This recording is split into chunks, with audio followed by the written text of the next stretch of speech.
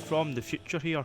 I'm just hopping on before I hand things over to Dan from the past to let everybody know at the top of this episode.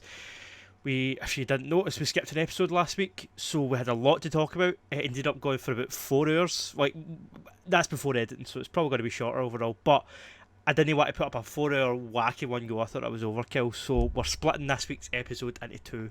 So this is going to be episode 40, part 1.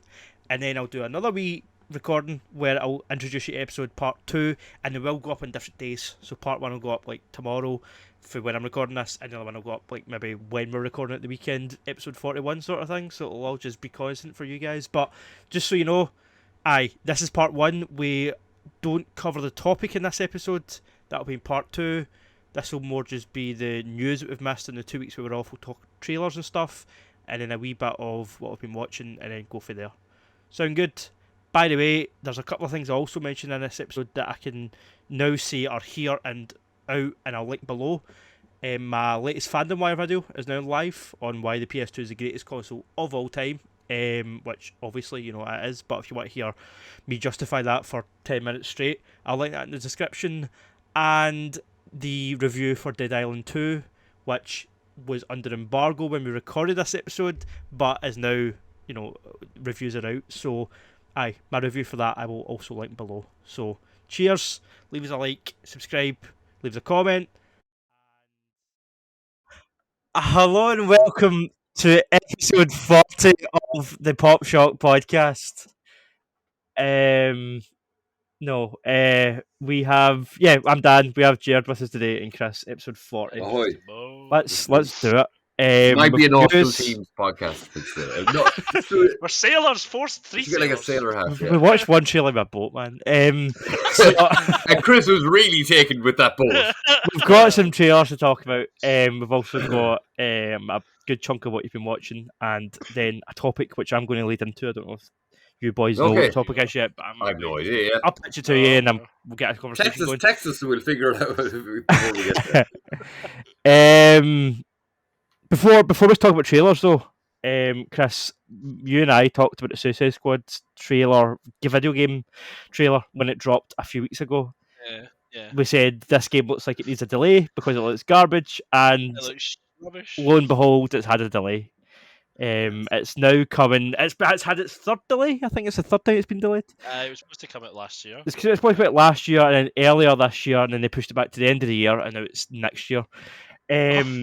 Before we go into the reasons, like the state of that game, another speculative kind of thing that's been going on is, has it been pushed because of Spider-Man? Spider-Man 2 hasn't been confirmed, but it's pretty strong chance it's coming in September. A couple of people, pretty good chance it's coming. Baldino was talking about it on game ranks. Yeah, and my mate was making fun of me because it's not gamer. I thought it was gamer ranks. No. I thought it was gamer ranks, but it's game ranks. Game ranks, yeah. It's all like one word. It's not gamer. It's To be honest, I would probably thought the same. Yeah. I think sometimes you see things, you're like, I'm not going to spell it the way it seems to be spelled. I don't care. That's what my brain has decided it sounds. Gamer ranks. But yeah, I mean, it would make sense. Like if I was in charge of that DC piece of shit game and I see Spider-Man coming, I would get out of its way as well. I think that's wise. The success that Spider-Man in a way, they don't want to go against it. I mean, I know that the landscape for releasing games has kind of changed, but February is quite an empty zone usually, so it's not a bad time to put your game out. Like if they can get up to a point where it's not this Fortnite-based jumpy floaty shooter that it is in that trailer, and they can drop it in February, maybe. I mean, I'm just hoping against hope, to be honest. I don't think there's much a chance, but I know it's not a long time, and they have said it's for polish. The reason for the delay is polish, apparently. So. Well, the game's going to be still shite. Just polish it up a bit. I think I heard someone say it's like to make large changes in a game. Now I don't know exactly what they mean, what they classify as large, but like maybe it's not saying it to change it completely, but saying like to make substantial changes to a game, you need about 9 months, which is seemingly September to February. That's pretty much it. But it seems like see, even like the Gotham Knights stuff in that, and like the Suicide Squad, and they've got a similar premise. They've got this group combat thing that's kind of unlike Yeah. Fortnite kind of feel. I don't know why this. I think they've got like a dead horse and they can't. Yeah, no, that's they what it can't is. sell it. That's really what I Like, you believe. know. I think they came up with this idea 4 or 5 years ago when it was still like hot, when it was still a big thing. And now we've kind of the whole kind of gaming sphere has went away from like multiplayer. We've seen what happened with Avengers and Guardians games, and everybody preferred the Guardians Exactly. game. We've seen what happened with just Star Wars Jedi Survivor, or what was the first one called? Fallen Order. Fallen Order. Like again, Fallen Order over Battlefront. Like the market is just more skewed towards single player, and I feel like they've kind of went shit. We've been working on this thing for 4 years. We need to do something with it. And now, and it's their next big game though. That's the scary thing. Like Rocksteady they kind of were a bit shaky with the Batman Gotham Knight, but they were still a really good studio. Yeah. They had a great franchise, and now this is their new kind of way forward, and they're fucking that up too. And yeah, so, that's the thing. It's like Rocksteady.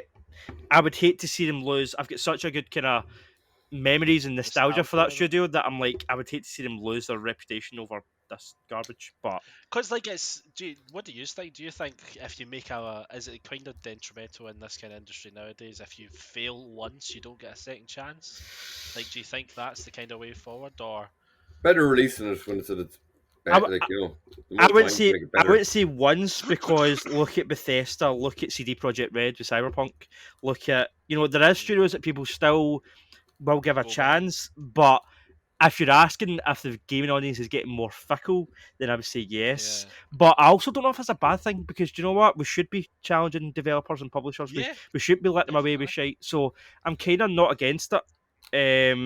No, I'm because like it's I think they've got really, if they've still got the same people doing like the Arkham game series, they've got people that are passionate about the games, but maybe they just went down a different path, thinking multiplayer's the way forward. I don't know why. They were really strong with story in the Arkham games. I don't know what made them. Maybe they were thinking microtransactions was the way to go. Yeah, that's probably a big part of it, to be honest with you. And as much as I hate to do that, because again, you think Rocksteady, they wouldn't do that. You need to remember they are part of Warner Bros. Games. And Warner Bros. Games are money. Yeah, exactly. They're studio that are concerned about the bottom line. So, right, I never even realised that. That's the publisher. So, yeah. I mean, but I guess I knew they did decent DC projects, but I didn't know it was all again in-house kind of thing. You always hear about cases where the publisher stifles the developer, like it's just part of game development, right? Developers need to settle, because at the end of the day, the publishers are one paying for the game and distributing the game. So without them, there's nothing there.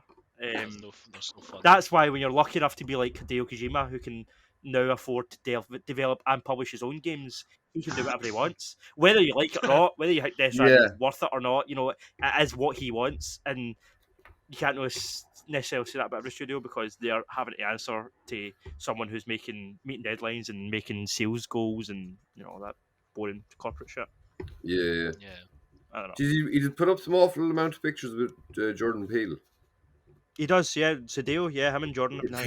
He's very active, and it's like every once in a while he just posts like 5 like really pictures of really random celebrities like this. Yeah. Well, no, Jordan Peele's a regular one. It'd be cool to see if they work together. No, he's just got pals in the industry. Like, he's just pals with Guillermo del Toro and Norman Reedus seems to be the best of pals too. Also, Troy Baker now as well. He works with him a lot and stuff. Yeah, I don't know. Oh, really? Good for him. Do you know what it's like? It's like seeing somebody that's divorced a toxic partner and now they're just doing well for themselves. And you're like, good for you. Yeah. That's how I feel when I see his Twitter. I'm like, you know what? Yeah. Good to you, Daddy Hideo. You call him Daddy. I know. You called him Daddy. Where was that going? We were going more like. Good segue. Good segue into this was nearly ruining my year. I mean, Suicide Squad. No. Shit, what? We were about to get the double feature of our dreams. We were about to get Oppenheimer and Barbie on the same day, back to back. I mean, it doesn't even matter what order you saw those films. You were going to have a great time. Like, it doesn't matter when you see first. And then dreams were crushed because Cannes Film Festival's happening next month, or Cannes. I call it Cannes is like, I don't know. I feel like the snobs would look down on me. Yeah. But yeah, that's happening in May, and the organizer guy was saying that the films aren't ready, that both Barbie and Oppenheimer weren't ready. So people were panicking and saying that Oppenheimer was going to get delayed. So we weren't going to get that glorious double feature in July. But it's fine. It's cool. It's grand. It's been confirmed that it will still make its July release date, and we will get that double feature of Barbie and Oppenheimer. So I'm all right. I can see. I like in my mind. I'm thinking. I don't know if he's being sarcastic, but I think he is. Mate, I'm 100% being legit. It's going to be a great day. To be honest with you, I'm actually surprised you're so hyped for Oppenheimer. Really? Why? I love it. Were you not a bit? Really Murphy though. Were you not a big fucking nonplussed by the last one, or were we even doing the podcast? Tenet, I liked it. I didn't mind it. I mean, in terms of Nolan's output, I do think his best era was like Prestige, Inception, The Dark Knight. Like that era of Nolan's my favourite. I didn't love Interstellar. Wasn't a big Interstellar guy at all. I'd like Dunkirk. I did like Dunkirk, yeah. I think Interstellar would have been a lot better if it finished like half an hour earlier. The last half an hour kind of jumped the shark. I didn't like Interstellar. See, I kind of thought he was a bit up his own arse tonight, and then it's just his whole vibe of people going on to him about the sound mix. He's like, "Oh, I just have challenging sound." I was like, "No, it's not. You can't fucking hear them. Like, the fuck you out there." That pissed so many people off. Yeah, but that's the thing. I'm a little bit like, oh, and then he was so fucking moany with the Warner Brothers thing. Like, fair enough, they fucked him over and he's moved on. But I don't know. Those two things just kind of give me a little bit of a like, oh, this guy. That is a good point. And it's not Warner Brothers anymore. It's Universal Pictures. He's but it's also I'm looking forward to it because Cillian Murphy has worked with Nolan a few times and he's never been the leading man. So the fact that Cillian Murphy's first role working with a director he's been working with for years, I'm excited for that side of it as well. Yeah. Also, the rest of the cast is insane. Like the rest of the cast is just nuts. No, I'm hyped, man. It looks good. And there was also what did I see? What was the last thing I seen at the cinema? I didn't see Shazam in the cinema. What was the thing I seen before? There was something else about him that kind of pissed me off. Oh, well, not really. That's not really fair. I rewatched a couple of years, like I say it was before the pandemic, like 2019, something like that. I rewatched Inception, and I was just like, I don't fucking like this anymore. I think, well, it's a little bit of it's same as like the Matrix. So many things kind of, like were influenced by it that when you see the original again. But I don't know. I just thought it was a bit fucking dumb, like and all that, which I loved at the time. But I wrote a video essay script recently on Inception for FandomWire, but it's not out yet because Universal, funny enough, are bastards when it comes to claiming clips on YouTube. The editors, I've finished the script and the voice acting bit's done, so it's just the editors that are doing their bit now. And apparently, the amount of nightmare they've had trying to get it onto YouTube without getting copyright claimed and that, like, yeah. So that video might be out. We're trying to get it out for Oppenheimer releasing in July, but it might not be because it's such a bollock. But yeah, that's in the works. Yeah. Cool. So yeah, it's fucking weird that it's weird that you're kind of promoting the fucking film again, and they're like saying no, right? I know it's like you get free publicity. Yeah, I know it's weird. Some search studios are really bad for it. I don't know why. Kevin Smith was like playing a trailer of one of his films on YouTube, and he got fucking the podcast. That is quite funny. Is that fucking funny? Apparently, like, so his daughter's boyfriend, he shows up in some of his films, but he used to do YouTube and stuff. And your man was looking at the YouTube show because I don't think they'd ever really watched it or something like. And then he's like, "Oh, you got subscribers? Like, we don't have super chat set up." And apparently, I didn't watch the whole episode, but all the comments were like, Mark, his co-host, is the patience of a saint, because apparently the podcast went on for over 3 hours because Kevin just kept answering all these like $2 questions, and he was saying it at the very start. He's like, "You give me 50 cents, I'll answer a question."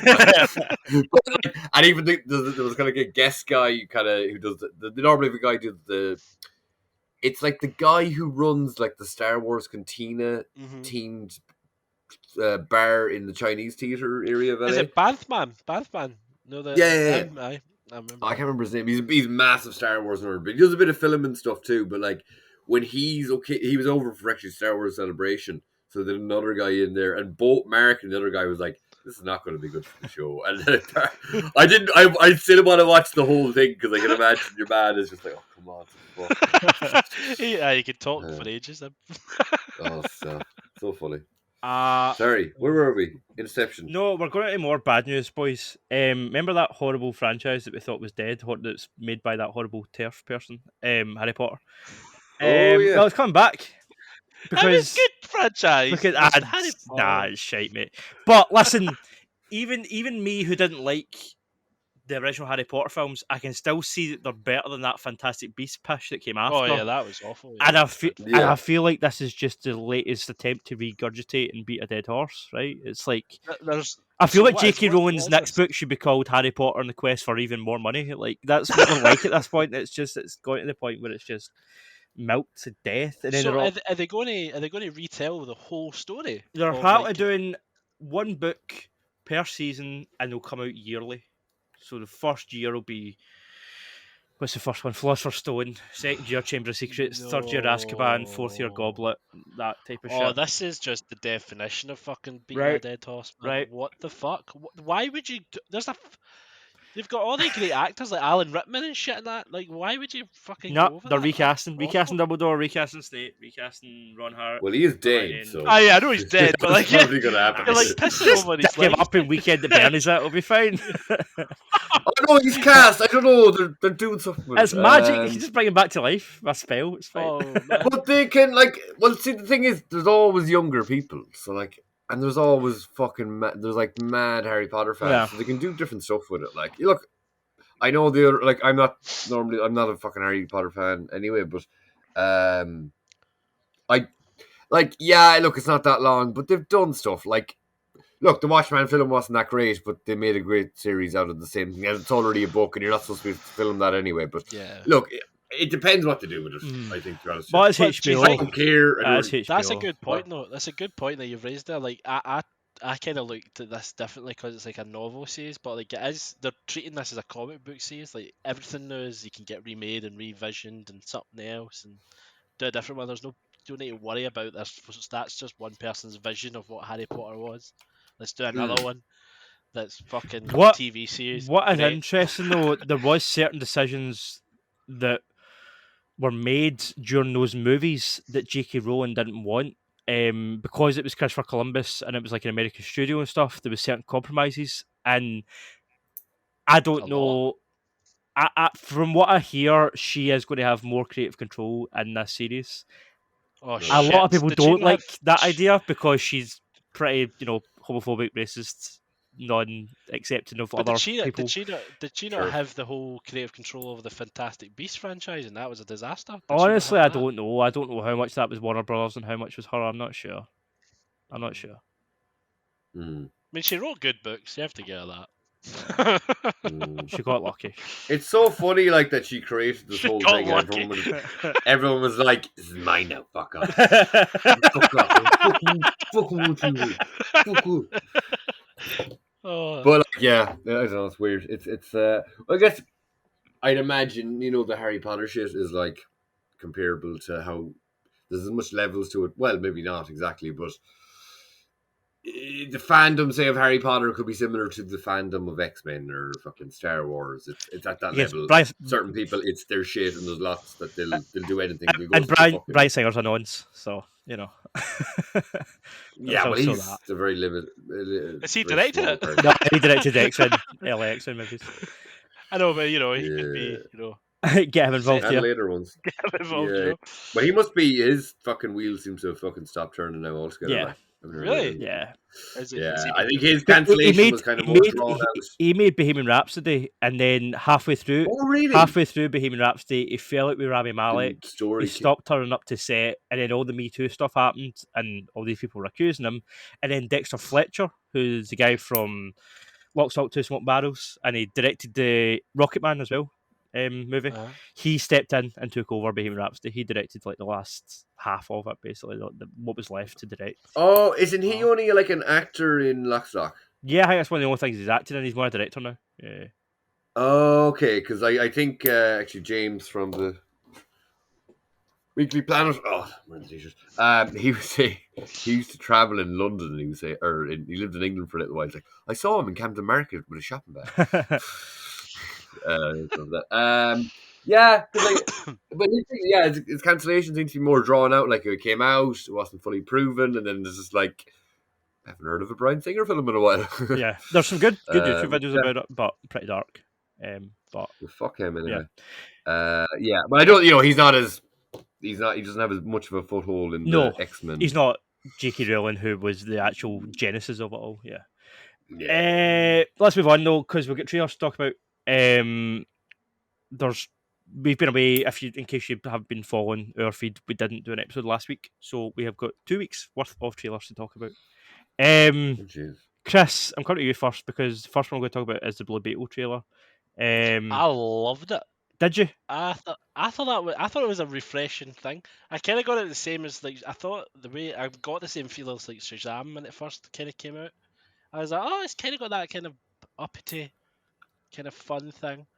And then they made like a kind of dig at Batman at the end, and I was like, bastards. When it says that Batman's a fascist.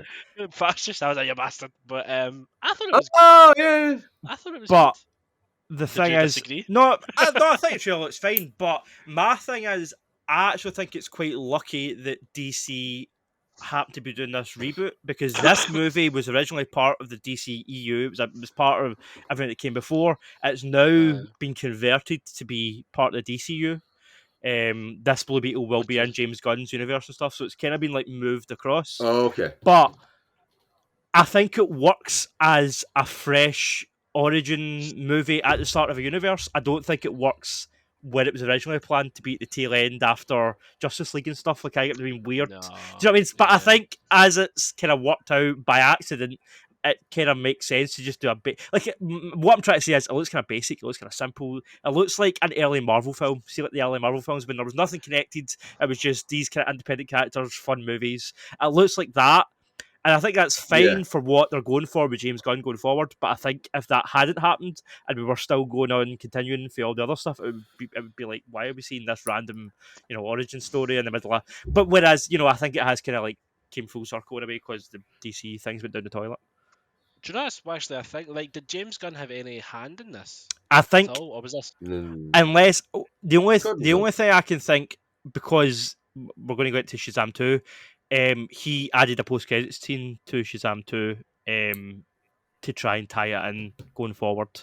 So maybe something was like that. Him? I didn't think he had much to do with that. I think did he not? He helped getting his. I think he might have helped getting the guys from Suicide Squad. It's his team. It's his wife and that Steve Agee guy. I'm pretty sure. Did he not say something like, "Oh, I didn't hire my wife for that"? Fucking the director of that. He did. Of course, he did. Well, no, because it was before he was the head. It was before. He might have been doing some consulting things, but I'm pretty sure. And go away with your fucking just someone says something and just not believe them. I just don't like you. But it was before he was taken over. Like, I think what could have happened is they might have given him a little bit of a trial, like where, look, will you come in and look over these scenes and shit or whatever and that kind of stuff. They might have built, after he done Suicide Squad, say, they might have built it up. They might have given him here, because I've heard of that with other films too, like with Marvel, like some of the directors will come in and kind of help out or fucking take a look over something and that kind of thing. Way early, and they mightn't even get a credit for it. But like, I'd say he could have been doing a bit of consulting, or they hardly just went straight away. Here, this is the keys to the fucking DC. Like, they must have been kind of giving him practice at first. But the good thing is, it looks like, see if this is the way, if this is a kind of insight into what's going to come. It's very colourful and bright. It's not like dark and depressing, which is kind of good. And they've mentioned Batman, so he's already known if that's in their universe, So it's not like, oh, we need to discover him. That's a good question. Is he talking about? That's a good question. When he says Batman's a fascist, what version is he talking about? Is he talking about Batfleck, or is he talking about the new Batman? Or shit, I never thought that. Oh no. Well, I guess if will Flashpoint actually rewrite the universe? Most like it. Hopefully. That's like Hopefully. it depends on that. That could just be thrown in for the fan, or whatever. Yeah. It was probably set at a certain point, and yes, the DCEU Batman was a bit of a fascist. Listen to old wiki plans, because of the branding. Yeah, I was going to say it branded people. He did that. And I straight up killed fucking how many lads in a warehouse. Good seeing them. I wanted to just dedicate about 5 minutes to Ben Affleck at some point during this podcast. Was it appreciation? Yeah. There's 2 little things I've seen on social media in the last week. I'm like, that's pretty fucking cool. But yeah, it could be general, but at the same time, it can kind of just work going against the general concept of what Batman is, kind of thing. Mm-hmm. What he stands for, but I mean, I think. Well, I guess you could jokingly say any version of Batman is not any, but most versions of Batman are a bit fascist. But why is he fascist? Is it because he's just beating up fucking people? That's not really fascism. Are we all fascists now, Batman? Well, I don't think that can sound more like a Jamaican accent. A Batman. No, that's not going there. That's not doing accents. Yeah, I used to work when I worked. The people I worked with from Dublin who try and make fun of my country accents, it always just sound Jamaican. At the same time, I used to try and do a Dublin accent and it come out Jamaican-y too. Same way I try and do a Scottish. Oh, go away on the. What am I going to say? Oh, shocking. It's too like a fake Irish accent. Yeah, shocking. No, I can totally. Well, say something there, let's say it back.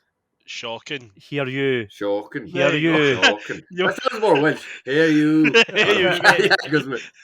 Hear you, mate. That was good. That was better. That sounded English. Yeah, it does. It just pops up and down. I had to. Yeah, but you're not excited as I was when I watched it. I mean, I'm not excited about it.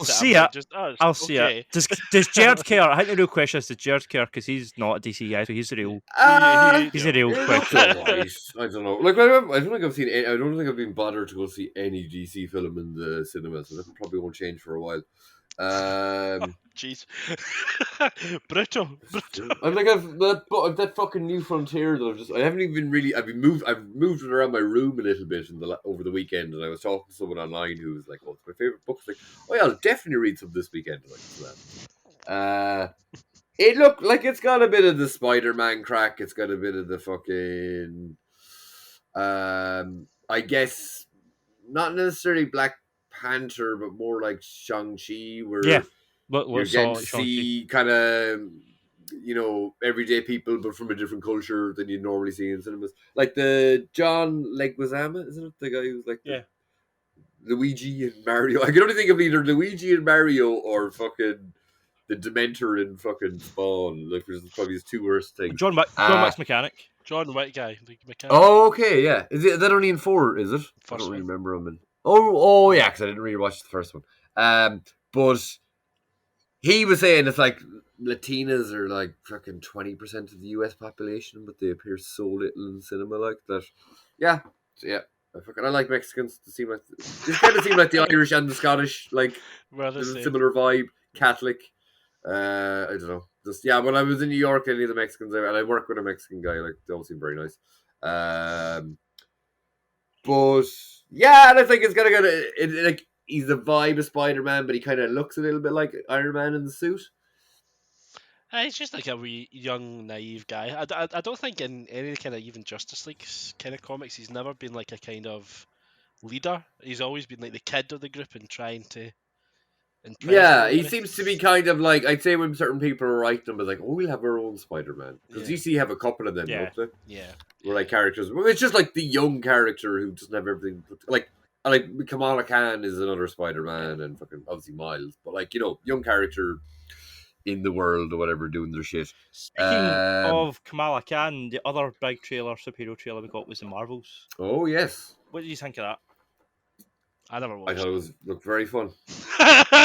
See, he's so opposite with that now. It's a different trailer. I have a different opinion. Big fucking wow. Like, I watched the Blue Beetle one like 2 weeks ago. My dad brought up, there's a new bug. I was like, Dad, are you talking about the Blue Beetle trailer? He's like, yeah, I don't know. I saw it on my phone. I was like, okay. It was strange.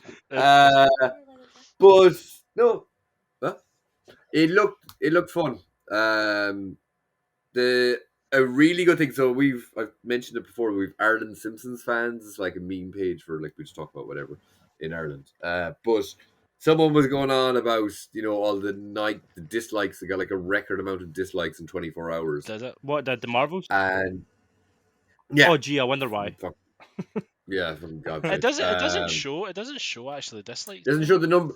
Apparently, on certain browsers, you can still see the number of dislikes. Yeah, YouTube doesn't show it as I never noticed that. I never noticed that on YouTube. It only shows you the positive. Yeah. They changed that about 6 months ago. But someone was commenting about it, and he'd still get lads coming in going like, "Oh yeah, wasn't she saying racist stuff there last year?" It was about a film that like she was talking about Cloud Atlas, or she was talking about a different film. She wasn't talking about Miss Marvel, but at the time it was like, "Oh, this isn't for white men." And look, she can come across a bit bitchy sometimes. Like she can. I think she's a great actress. You can tell sometimes she takes. I don't know. Like I don't mean it in a bad way, but like some actors are a little bit less likable than others. She can be a little bit at times, but other times, like I've seen her YouTube stuff, I've seen her Instagram stuff. She's fun there, but sometimes she can be a little bit. Just a vibe. But I didn't. Harrison Ford. Like, look at all the male actors that are like that and get away with it. Like, I'm trying to think that's a huge part of it as well. Like, I wouldn't say she's like Jared Leto. Jared Leto levels. Hugh Grant did it recently at the Oscars, and everybody was like, "Ooh," and that was funny. Like, but because he's a guy, well, it's I like, know people can say that's hilarious. Yeah, like, you're being a bit of a dick. Like that's someone that's a young person in their job. It's bullshit. Like, there's arseholes that are men and arseholes that are women, and the ones that are men seem to get away with it more. Yeah. Like, I only say at the very odd time she can come across a little bit bitchy, but like I don't mind. I kind of like when celebrities are dicks because it makes them feel more normal. Like I don't want to be like nice all the time. Do you know what I mean? I'm like, no, be normal. Like, look, I'm just I'm not trying to say it's like, oh look, she's completely. Just be honest, like. I don't think she's a great actress and she's fucking whatever. I do like her in general, but I can see that sometimes she can come across a little bit whatever. I feel like I'm overreacting. He's like defending himself. But the first film was a bit flat.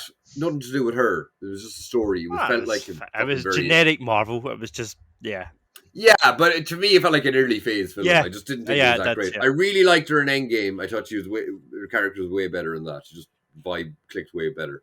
But I was kind of saying that kind of stuff in the group, and someone was like, "Oh, she's a shit character in the comics." It's like every character's been a shit character in the comics.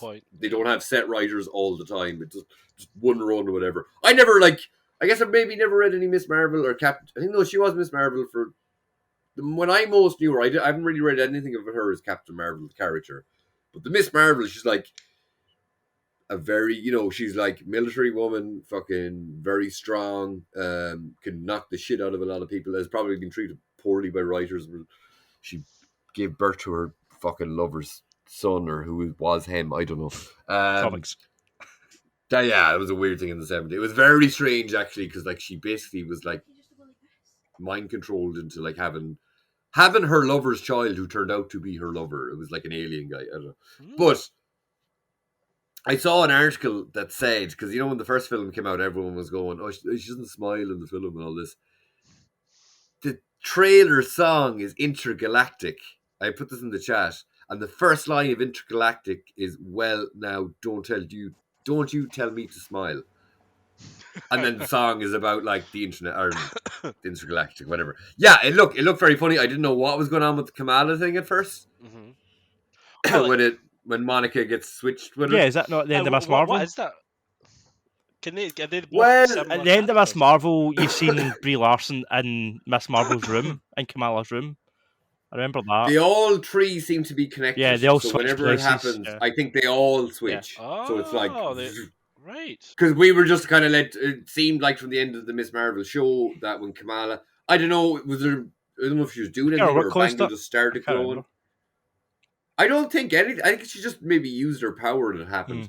But in the trailer, it seems to show it's when she uses her power that it happens. But it can't be every time she uses her power because you see her in the other place and she's using her powers. But there must be some kind of... It's power. something to do with their 3 powers, yeah. They all switch up. He didn't really get anything of the bad guy, who is, in real life, Tom Hiddleston's wife. Oh, and Marvel's, right? Oh, right, okay. Yeah. So I think there was obviously some speculation she might have been Rogue, but I think someone, like, this shows her with fucking Conqueror's hammer, and I didn't realize the Conqueror... Or, no, not Conqueror. Rowan the Accuser. Right, okay. But the Accusers seem to be like, they're an army division or something, so there's lots of them. And he does have like a cousin in the comics who's like just it's a female version of him with a hammer. A blue lady. Yeah, so she's probably just her. Yeah. Cool. So like, what's the deal with the cat thing? The cat was in Flirkin. Have you not seen the first Miss Marvel? Miss Marvel. I don't think I have. I don't think I have. Well, you probably do. It's from the comics. It's called Chewie after Chewbacca. Is it like a wee like guide thing, like a wee helper? He's an alien. It's an alien race that just so happens to look like a cat on the outside, but it's like the thing on the inside, like tentacles and. It's got like a void on the inside of it that it can just, like you see it in the trailer, it just grabs like 5 lads and eats them. Like, so it's just doing awesome. That's why Nick Fury, like when Nick Fury said in one of the films, "I lost this eye because I didn't trust someone." It's that the cat scratched his eye out. He never trusted the cat. Oh, he'll be back. But it was like, nah, that was a shit origin for his eye. It was shit because at the same time, the cat only slightly scratched him, so it didn't really show him losing the eye. So like, it was like that didn't really. Wait, like it just like scratched him in cat form or like tentacle form? No, cat form. And then he was just like, ow. And then that was it. I think there was kind of like, I kind of felt at the time it was like, oh, they were going to keep going. Yeah. Oh, is this it? Is this it? And then they just never fully did it in the film. Yeah. So it was like, it's stupid. Another trailer. Did you talk about Secret Invasion? No, we didn't talk about Secret Invasion trailer because that also looks really cool. That looks more like the Winter Soldier, which is what I've been waiting for since the Winter Soldier, to be honest. So yeah, I'll guess Civil War, so kind of those vibes. But no, it looks good, man. It looks, to me, Secret Invasion looks like it's going to scratch that itch that I was hoping Captain America and Falcon and Winter Soldier. I feel like that was going to scratch the itch that it never did. So I'm hoping the Secret Invasion is what I wanted that show to be, if that makes sense, because I found that show really disappointing. Is it going to be basically Sam Jackson leading this then? Is that his show? Yes. Kind of thing? Yeah. And Mendo's going to be in it. And I kind of think he deserves Olivia Colman as well, which never hurts adding Olivia Colman to something. And Emilia Clarke. Emilia Clarke as well. Yeah. Good cast. So she seems to be a Skrull herself. And the boy that's playing the villain, I can't remember his name, but he was in that one. He played Malcolm X in the One Night in Miami, I think it was called. And it was great. He was really good in that as Malcolm X. Is that the Irish guy? Is he? No, he might be. I couldn't tell you. There's a guy. Did you ever hear of Love Hate? It's like a I've heard of it. Yeah. There's a guy. Yeah. So there's a guy from Love Hate. So actually, one of the main characters in Love Hate voiced Ebony Maw, the fucking Mr. Doctor. Yeah. He voiced him, but there's some other guy from that show is in Secret Invasion, but I don't think because is the bad guy is the black guy is the bad guy in Secret He's Invasion. English. He's not Irish. Kingsley Benadir is his name. But yeah, he's in Vera. He's great. You ever watch that show? You ever watch that Vera show? No, it's like a police detective show. But she's an old lady, right? If it's she's a wee old lady. Oh, is it the woman from Men Behaving Badly? See, she was in Star Trek. Oh, he was also in Peaky Blinders. They got blown up. Spoilers. He was in Peaky Blinders. Oh. Did he? I'll never watch that show. He was sleeping with one of the sisters. He was like, one of the Shelby sisters. I can't remember if it was Ada or one of the other ones, and then they killed him. Then, yeah. Sad. Death. But no, he's good. I'm looking forward to seeing him as a villain. Kingsley Benadir. The Continental is the spin-off to John Wick. Okay. And we've got our short trailer. Have you watched it, Chris? Yeah, I was kind of wondering how they're. I don't think you see Winston in it until the end. Well, yeah, I take it that guy at the end. I think that guy at the end must be Winston. He's like, he's looking at the there's no stairs names going, in the trailer releases, are No, there? and we don't know who's playing young Lance Reddick either. Young Sharon. Oh, I think your man Mark Bernardin, Kevin Smith's co-host, was a writer on that. On Continental. Oh, that's cool. Yeah. I like. Actually, I'll talk about him. I'll just quickly interject. He seems to be teaming up with a lot of people to make a new comic publishing house. Cool. Who, Mark? Mark Bernardin. Is that the Kevin thing? Buddy. See, Jock. It's like the name is like it's D and it has no vowels. Right. And there's like I'll get it up on his Instagram here. But Chris, sorry, no. This is I've got a question. Chris, see, Jock, the Batman artist, the Scottish guy, hadn't done that famous photo of the Joker with his eyes of the bat signal when it's got all the bats flying behind him, and he drew what was the Dick Grayson one called Black Mirror. I think he's a part of this thing that Jer's talking about. I think he's. It could be a couple of people. Yeah, I think he's working on it as well. It's Deathly or something, but it's like I think it could be like Deadly, but there's no. Because I seen Jock post about it on Twitter, and I was like, "Oh, what's that?" And then I seen something about him for Fat Man on Batman as well. So they're starting a new publishing house for comics. Yeah, it's like New Image, I think. Yeah, like a New Image almost. Yeah. Wow. Yeah, creator Distillery. So it's DSTLRY. I think that is a thing that Jock's doing as well. I think he's working on it. There's gonna be a list of people. Oh, Jock.co.uk is down he's as quite man. If he's working on it, then that's Comics, Batman, One Dark Night, Witches, Snow Angels, The Losers. Yeah. Is it going to be independent comics, or are they going to work on like DC IP and stuff like that, or is it their own? Oh no, I think it's going to be like original. Yeah. Okay, it's Distillery Day, so DSTLRY Day. Y'all, I'm thrilled to be a founding creator at Distillery, a new print and digital publisher that's redefining what it means to be creator owned. Thanks to Chip Mosier, I think I know that name, and Stein for writing me aboard. Ship filled with talent. This is the fucking Instagram handle, so you might. Snyder1835. Is that fucking exactly the DC? Scott Snyder. Oh, Scott Snyder. Oh, cool. Fucking Scott Snyder, Lee Garbus, Eisner nominated co-creator Stagecraft and Skyward, Doctor Strange, Captain Marvel, artist. Ram V writes. Ram V. That name's writer, comic creator, comics at DC, Marvel, Image, Boom. I wrote blue and green. Tula Lote, artist, Barnstormers, All-Star Batman, Supreme Body, Scarlet Witch. Blah, blah, blah. Right. And just see is there anyone else big there. Jock. James the Fort. Oh yeah, okay. I know him. James Tynion. Yeah, that's him. Yeah, the Joker guy. He wrote Joker. I haven't read any of his stuff, but he's. Joker comics decent. Is DC Joker one's decent. Okay, and he's doing something. I'm just looking up his fucking. Oh, something that is killing the children. All right. That's getting a Netflix. Yeah. Okay, yeah. Oh, I love my talent. I love good talent. I'm fucking so happy for you, man, Bernard. Like, cause he wrote a comic and it was fucking won some awards. It was nominated for an Eisner, I think. Cool. It was basically about his. It was an analog for his daughter's autism. All right. Okay. But he's doing like he did a short film there. He's putting it in short film festivals, and he co-wrote like the He-Man thing with Kevin. Yeah.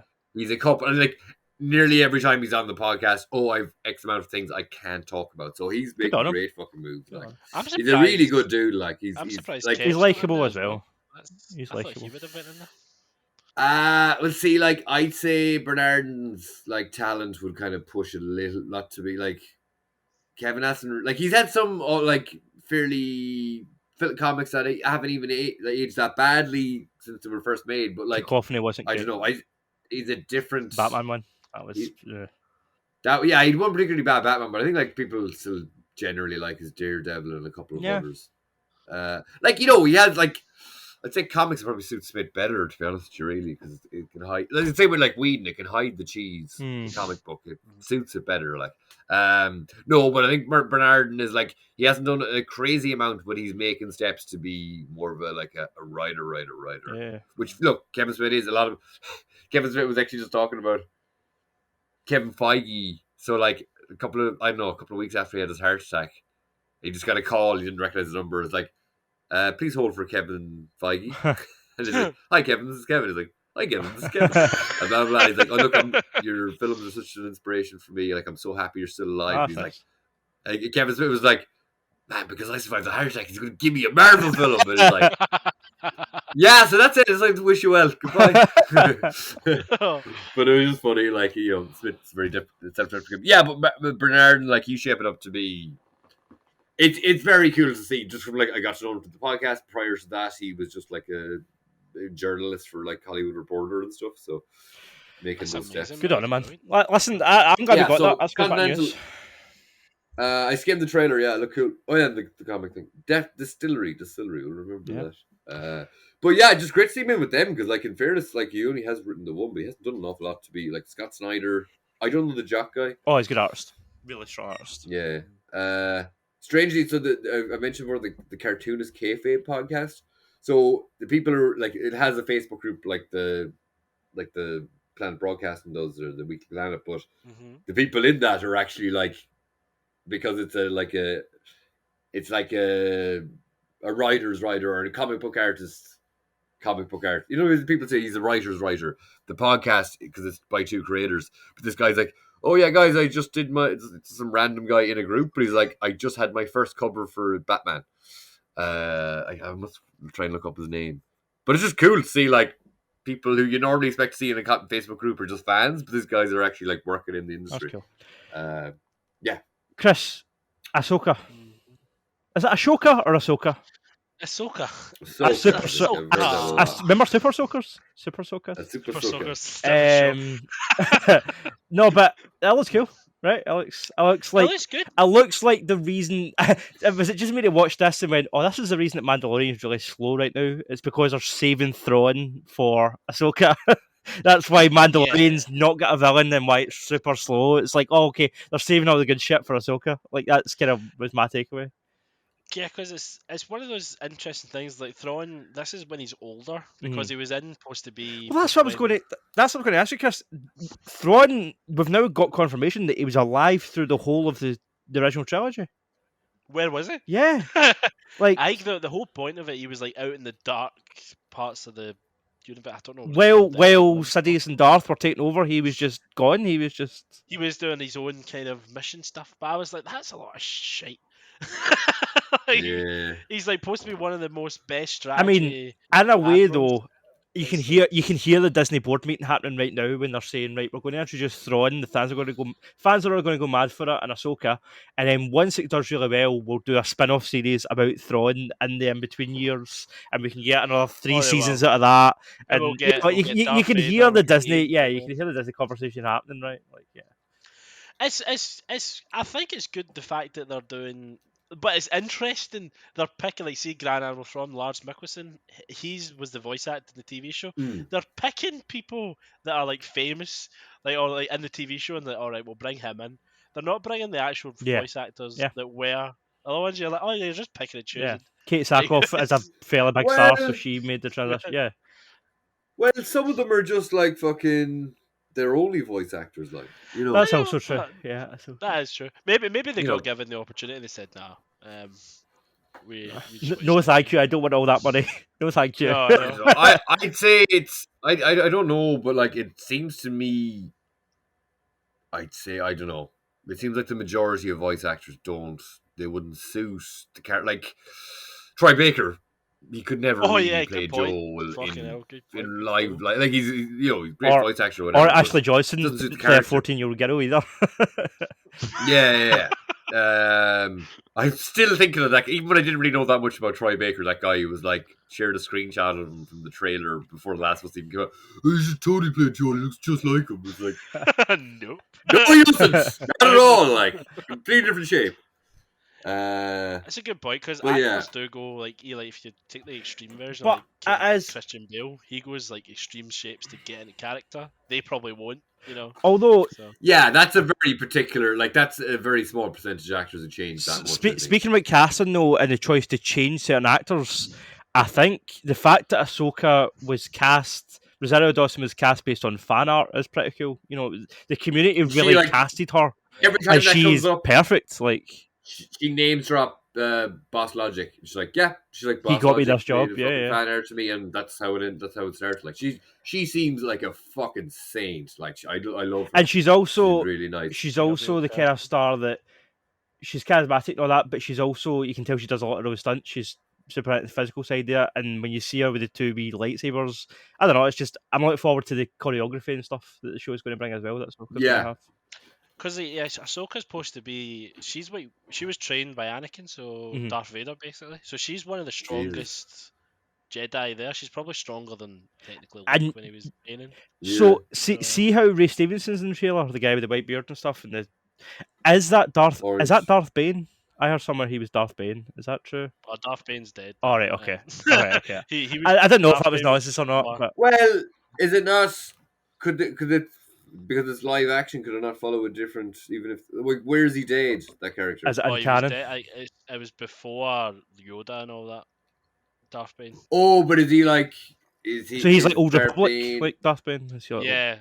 Darth Bane's like the beginning. He started the rule of 2, so the 2 Siths. So he begun the Siths. so there's no way. Let's get into the weeds of Star Wars here, because I do want to. Last week we were meant to record an episode. We were going to talk about the Star Wars Celebration, but we didn't. So let's quickly just go through the fact here that they have announced. They put up this poster thing at the show, and it's got like all the different ages of the Jedi. It's got like the Dawn of the Empire and the Rise of the First Order and all that shit. Yeah.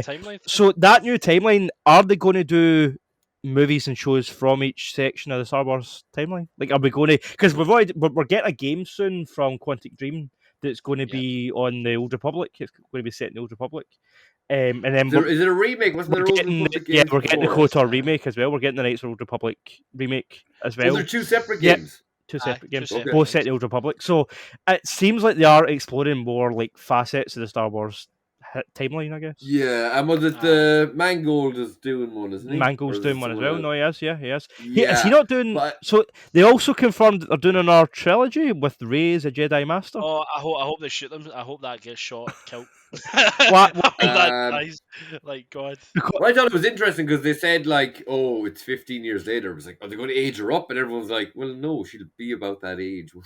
Oh, what was that? Has that long it's been? It was 2000. Well, 2015 was the first. She probably played younger than she was in the trilogy. Yeah, probably. And they probably just have to age her up like 2 or 3 years or whatever from that. But that's one thing that's interesting. I think they should just stop with the whole Skywalker arc and do what you were saying, like the New Republic. It's so different. It's in a different era. Nothing's touching anything. But Chris, it's Disney. They're going to do it all. They're going to have both. They're going to give you that, and they're going to give you that. That's good. But they're just diluting it. I think if you do the Rey Jedi Master trilogy and you just don't have anybody involved that were involved with the sequels, then okay, I'm fine. I don't mind Daisy Ridley. I feel like she kind of gets shafted in a way, so I don't mind Daisy Ridley coming back, getting another chance. The way that Hayden Christensen got another chance, with Obi-Wan. So Daisy Ridley deserves the same. I don't think she was done that badly though. Maybe not, but pretty well liked. I don't know. Star Wars fans do hate her, like because of the whole Mary Sue thing. Oh, yeah, I know. Like I get my hate is just towards that new trilogy, not particularly to her. Exactly. Like, I don't dislike her, and I feel like her coming back and getting her chance, as long as it's a good director and a good strong writing team, someone that has an actual vision. Well, the only bad thing is Kathleen Kennedy or something that's leading this charge. I thought it's not Dave Filoni or Chris. I thought she was away. No, she's still. I thought she... Did I fire? Who did they fire? Was it someone else in the more on the Marvel side? I don't know. Who was the woman who was kind of... the visual effects person on the Marvel side gets fired. She was in charge of all the VFX. She was the head of visual effects. Yeah. Oh, okay. She took she took the bullet for Kathleen Kennedy. Probably 70 fire someone. You're gone. Fucking yeah. But like if Jon Favreau and Dave Filoni take charge, I think we'll be all right. But if she was the one that made that sequel trilogy happen, and the way it was, she interfered quite a lot. It's going to go fucking... I don't know. I think the sequel trilogy... I don't know if it was... I feel like directly blaming it on one person's ridiculous, to be honest. I think what they should have... No! I'm directly... What they should have done was... The board at Disney should have sat down and chose a writer-director who had a vision for 3 movies and put all their faith in them. Whether it was J.J. Abrams or Rian Johnson or someone else, they should have put their stock Committed in to one person instead of just throwing shit at the wall and seeing what stuck. Like that was a mistake. They should have doubled down, or maybe what was the guy that done Rogue One? Garth Edwards. Like just Garth Edwards, pick Tom one Holland. person and be like, right, write a trilogy.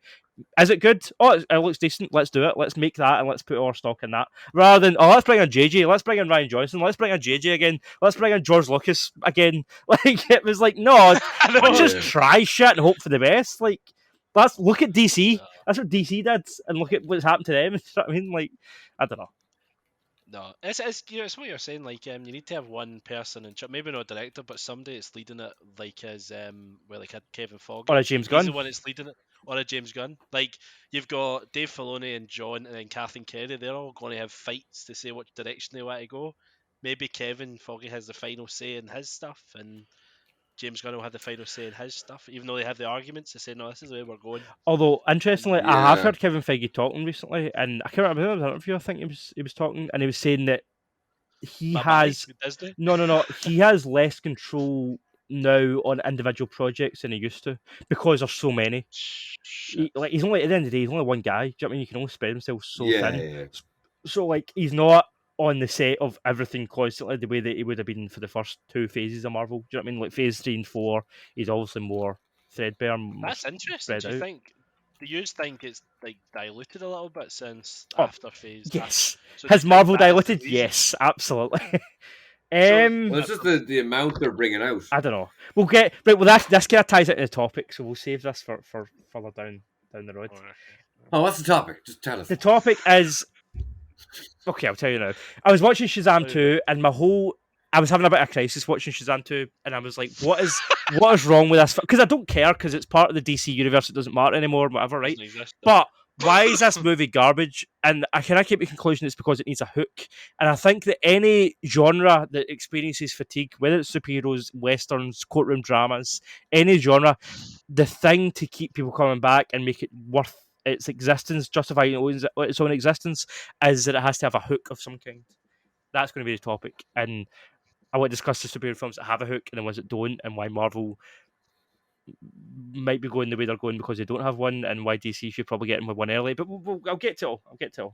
I won't spoil too much yet. What are we talking about? We're talking about Ahsoka, but unless we get anything else to say, I'm happy. I'm excited for it. I'm excited to see. Is it Rosie? I was going to say Rosie O'Donnell. Rosario Dawson. Yeah. You Jedi son of a bitch. I'm excited to see her in action. Yeah. I what have you kept up with the Mandalorian recently? I'm about 3-4 episodes behind, I think. Oh man, it has to be better than that pish that I'm seeing. I've heard bad things. I heard Donald Gleason. Yeah, his character's dad's in it, right? But it's played by his brother. Oh, okay. Oh. Yeah, Brian Gleason, who looks more like Brendan. I'm pretty sure it's Brian. Has Brendan Gleason been in Star Wars? No, well, that's a mistake. Let's see. Just put Brendan Gleason in everything. I don't want to do Star Wars tax with you no more. Like 2 references. Yeah, he'd be good. Oh yeah, he's not in Star Wars. He would be fucking. I don't know what he would be. They should get him to play like their son or like yeah. Time travel. This is. I always feel like Indiana Jones and Star Trek are sort of connected. So let's move on to Indiana Jones. Well, it was at Star Wars Celebration, wasn't it? Yeah, because it's Lucasfilm.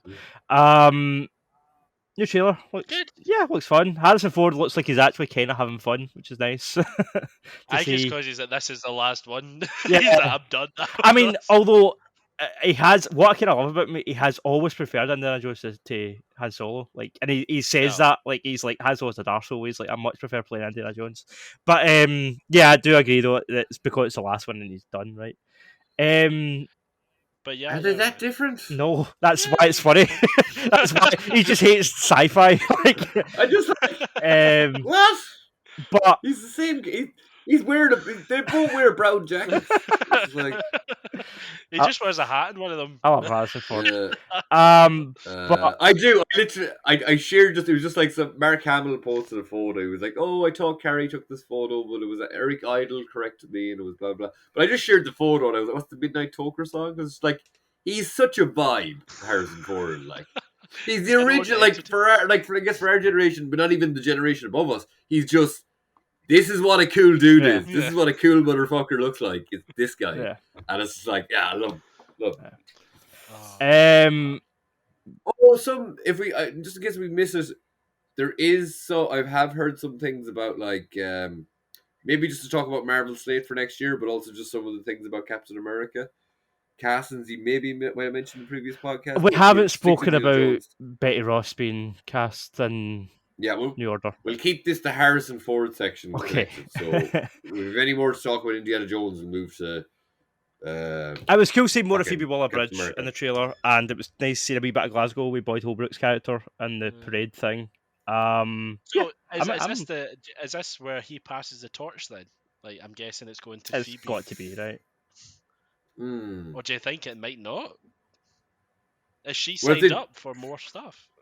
I don't think you've said. They probably would announce that, yeah. It's like they could, but they could also not. It's the kind of thing of like my question. Some stories just finish, and you're like. My question is: will we see Shia LaBeouf? Oh, everybody see Shia LaBeouf. Like, why not? Let's get him on. Is Ray Winston's character back in it? Did he not die? I have no idea. I didn't see. Chris, did he die in Crystal Skull? I feel like he did. I might be wrong. He might have died. Don't know. Yeah, I definitely saw the guy with the red hat. Like I don't know what he's. Yeah, he's back. What's his fucking? He was in Sliders, wasn't he? No idea. Do you remember Sliders? No. No. You ever seen Sliders? Never seen Sliders. No, I've fucking seen weirdos, you kids. Like, it was like a American TV show. Yeah, but they like went to different realities. All right. It was just constantly, and then it was good. It's not Brian Blessing, but I know his name. I know him to see big fucker. Look, I'll see it. Again, don't know. I'll see. I guess when reviews come out, I might go to the cinema to see it, but I know it'd be kind of cool to see. The funny thing is that I rewatched the Crystal Skull trailer, and it looked fun. Oh no, don't say. And I watched this, and I was like, "Oh, this looks fun." Oh no! Are you see this could be another Crystal Skull? Is that what you're telling me? Is Crystal Skull that bad? Oh, it's garbage. absolutely awful. There's a fridge bit. He survives a nuclear. Yeah, I've seen that. Because he's in a fridge. It's fucking. It's shite. That's going to be a Bosch. And they wasted Kate Blanchett as well. Yeah, let's move on to the last trailer though, because the last trailer I think is one of the most interesting ones. Because guess what? It's actually quite original. I mean, it's just another Dracula story, but yeah, the last voyage of the Demeter is basically Dracula's on a boat as opposed to Snakes on a plane. Drac on a boat. Yeah. I'm automatically interested because, well, partly because of the cast. You've got like Corey. Is it Corey Hawkins, the boy from Walk Dead and stuff, and he's in. He's good. Cunningham from Game of Thrones. They've got David Dalmatian, the fucking scary guy. He's always a scary bastard. Yeah, he's great. Liam, the Irish guy for Game of Thrones. Liam Cunningham, yeah. Liam Cunningham, yeah. Sounding so fucking. His voice is great. It sounds like his voice is. He sounds like it's in a training video for you listen to in an Irish company. Ooh. Hello. I'm on a boat. I'm on a big boat. Like as I listened to the trailer, it's like if there's something that's that dangerous on a boat, it should be over in about 5 minutes. But I also like these movies where none of these people are going to live. Like, everybody in this trailer is going to die. And I kind of like movies that are just like, this isn't about like who's made out. This is about a bunch of people getting massacred on a boat by a vampire. And I'm like, yes, give me that. That sounds cool. Should happen quite quickly, though. Well, maybe it'll be a 90-minute movie. I mean, it might be a short movie. But look at any other film when these people aren't the main characters, they're dead. And if it's something that powerful and strong, they're dead straight. Look, I don't want to be shitting over if it comes out, but like, it's out in August though. It's out quite quick. Yeah. See, to be honest, it looks actually really good. Like, see, like the visual effects on him, like on the kind of Dracula, like it looks really good. For, Yeah, like, it does, I have and it no also idea looks. who he is. I'm not sure, but it looks like quite a lot of it's practical from what I'm seeing. It doesn't look like a lot of CGI. I mean, quite a lot of it seems to be shot in the dark, which is always easier to hide, bad CGI with dark. Don't give me the EVP too. Everything's black. That's You right. just can't see anything. Even the daytime shots are dark. But no, I don't know. I think it looks cool, and I love the fact they're going with this traditional goblin monster type vampire. Yeah. Like it's not some handsome, Human. Robert Pattinson type vampire. It's like, no, this is a proper monster with big ears and big teeth and big wings and scaring the shit out of you. Like, yeah. I do miss the kind of, but that is a thing. Like in Dracula, you're always told, oh, he's a handsome manipulator kind of thing turned bat. So I miss that, but you have that, like, you had that BBC show last year that was that, and that's what I was actually going to reference to the BBC show. They do this segment in it, and they've basically done this. They've done a whole episode on this. So right. It's actually quite interesting how they're doing a whole movie on it That's on a cool. bigger boat. I was wondering that the Irish actress, it's an Irish actress with a kind of like Italian name, Francesca or something. Francosi. Is that her that just says it's a Dracula in the trailer? Maybe not. Then let me see. Because I did like that how she just was like, this line's for the trailer. It's Dracula, basically. Like, okay. Fuck! There's a fucking Dracula in there. There's a Dracula on my boat. Oh no! There's a Dracula on my boat. Yeah, Ashley Francosi, Franciosi. I think she's like Italian Irish. Yeah, she's. I'm not sure what else she's been in. What's your feelings on the dog being on the boat? Because he's dead. Oh, that was going to die, don't say that. He dies in the trailer, like. And Alien, the cat survived. It shows the setup of his death. That was going to die. No, the dog can't die. She's been in the fall. And sorry, no, just going with the actress. Yeah, that's cool. They do have a goat though. I'm just watching it. They do have a random goat on the boat. What is this viewpoint in this film? They're transporting livestock. I think that's the idea. Yeah. Shall we move on from news? Oh no, you want to talk about Marvel stuff, Jerd? I want to talk about the Marvel stuff. Yeah. So, Hulk. Okay, that has Harrison Ford in it. Yes. I heard, like, I don't know, I follow all these like Brazilian fucking pages and they're always putting up rumors and it's always so far out that I never bother to check are any of them true, and they're just posting every day and I always have to go click translate. Anyway, they kind of said that adamantium is going to be a big part of Captain America. There could be 2 mutant characters introduced in it. And I think I saw something else that maybe Kamala's bangles are also adamantium, but adamantium in the comics is supposed to be more man-made than. It's not like, I don't think it's a different version of vibranium. Like they're always compared as being like adamantium is unbreakable. Certain like it's only there's a number of different types of adamantium. I think like Wolverine's adamantium. I literally just heard this in the Weekly Planet podcast. Where it's like. Wolverine's adamantium is part 9, but all adamantium is supposed to be just man-made, I think. But vibranium came from a meteorite. But I guess they all come from fucking space anyway. I need fucking better. But they do. Yeah, so there could be links there to the X-Men in Captain America. Should be fucking, and that's what I really want to see too. Like the comics now. Like my buddy who made me my Banshee custom fucking hates it because I think he just hates the writer. But so after the X-Men Krakoan era is finishing soon, and fucking I saw the name of a new book and it's Uncanny Spider-Man. I was like, oh, Spidey must be because he did Dark Web. Maybe he's just going to interact with the X-Men a bit more. But it's fucking Nightcrawler. All right. And he gets like a Spider-Man mask and he has a costume and it's like, I don't know, supposed to be fighting like Spider-Man's rogues gallery. So I'm always happy to see characters fight other people's villains. So like if there's some mutants just showing up here and having the crack, that'd be pretty cool. And like it started anyway, like fucking very good chance. Well, the new Captain America is going to be fighting like Red Hulk or leader. Like, mixing up people's villains is great. It makes it feel very fresh, I think. Yeah. And hopefully see more of that going forward. Yeah, I think that was it. I think I just wanted to comment. I heard those couple things about that. Did you mention on the previous podcast on the Spider-Verse, the new trailer? No, we haven't. I don't think. Oh yeah. I mean, I don't care, but no. Beautiful.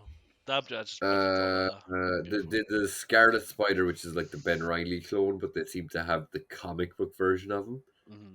Because in the trailer, he's got a very particular. But that kind of means then that none of the others are comic book versions. So you're like, paying that for like. But are you all familiar with the kind of meme of like Spider-Man's pointing at each other? Yeah. They do that wee bit at the end. Yeah, lazy pointing meme, It was like, shut up, Not already. Like, we'd done it in No Way Home. Like, we don't need to do it again. Like, let's not get him more Spider-Man. No one else feels the way you feel. It's one of the best villains. It was a fine kids film. Yeah. It was a 5 out of 10 kids film. Oh, Jesus. You're wrong. You're objectively wrong. No, fuck off. That was alright. I like Catherine Hahn. That was move on. I bet you do. Post Malone song was good. I liked the soundtrack was decent. I did like the Post Malone that, but the film was kind of shit. Yeah, whatever, man. Whatever. Chris, I want to go last. I want to go last. So tell me what you've been watching. Tell me what you've been watching. I've not been watching a lot, man. Go for it. Tell me. Right. I watched the season finale of the Star Wars Bad Batch. That was good. Did it ever get any better? Did it get better? Yeah. Was it? Oh yeah, it got better. Right. Okay. Do you know what? It's something to do with like Star Wars has got a root core of I'm your family member. I know I just spoiled that. No shit has. Right. Okay. That's exactly what happens. It's like I am your father in the original trilogy, and it's like I'm your sister, and you're like, for fuck's sake, like, Jesus Christ, come up with another. I'm your uncle. I'm your fucking. I used to be your worst nightmare. I used to be your neighbour. I was like 2 streets over. But, like, your dad made that driveway. Your dad talk. I wouldn't talk to him all the time now, but the odd time now, he helped me one day. He would nod at me when I walked past with the dog. That should be the next. That should be the sequel trilogy. It's a small world, huh? It's a small galaxy after all. Well, that was good. I've started watching Succession. Has anybody watched Succession? I've not watched the second of it. I've not watched. I'm only started the first season, but how's it, Chris? Absolutely great. It's tough in the first 2 episodes. I was like, oh, what the fuck? Is that a bit slow? It's very slow, but it's very good. If you're like, it's your humor actually. You would kind of like it. Yeah. It's very a dark humor, right? But it's got Brian Cox in it as well, who's kind of leading it. And fuck off! I never liked Brian Cox. Fuck off! You never liked him? Nah, it seems like an arsehole. Jeez, you're so fucking moany, Dad. Fuck's sake! Never liked him. I'm just like the Iron Bruce. I feel like Brian Cox is like the dark version of Brendan Gleeson. Like Brendan Gleeson's like the good sides, and Brian Cox is like a horrible bastard. The old side, like yeah. I think he was born in Belfast. Is he? Is he? No, he's not Scottish. Oh, shocking. But I think they do that with his character in the show. They give him the same heritage. He's born in Ireland, but grew up in Scotland. It's got like a very strong. It's got Macaulay Culkin's brother in it. I didn't know that. Kieran. Yeah. And no. Oh, he disagrees. Is it Kieran? I think so. Yep. Yeah. Maybe I'm thinking Roman is the name of the character. It's Scott Pilgrim's roommate, right? Well, yeah. Oh, maybe it is Kieran. So, yeah. He's brilliant. Do you know what? Because I was watching an interview with him, and he just said basically like, Brian Cox, that is Brian Cox on the show. So he's just telling people to fuck off all day. But, and I think some comment on the Kieran thing interview was like, Kieran is like Roman if he got therapy. And he's on the mark. Marin interviewed most of them like about 2 years ago. You got them all around the same time. Brian Cox actually like you wouldn't normally see people do this, but he specifically mentioned because Danny Houston is in Succession, and he specifically mentioned was like, oh yeah, we were both William Stryker in the X-Men films and that kind of thing. Right. It's kind of funny. Kieran fucking Culkin is amazing. I love him. He just is. He's great in that. He's great in Scott Pilgrim. I think he's an amazing actor. Because he just seems like a fucking cool dude. See Jeremy Strong. Like I watched him on the Big Short, and I've just recently watched that film, and he's so different in Succession. It's like you can just. It's like wow. I mean, he's an actor, isn't he? So he's acting differently. Well, he's a lot of stuff has come out about him being a method actor. Yeah. Even like Brian Cox has been like, oh, fucking load of shit. He's like very publicly kind of taking the piss out of it. Like, because a lot of people were saying he was like doing damage to himself.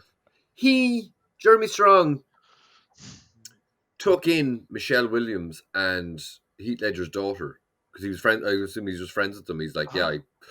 I don't know.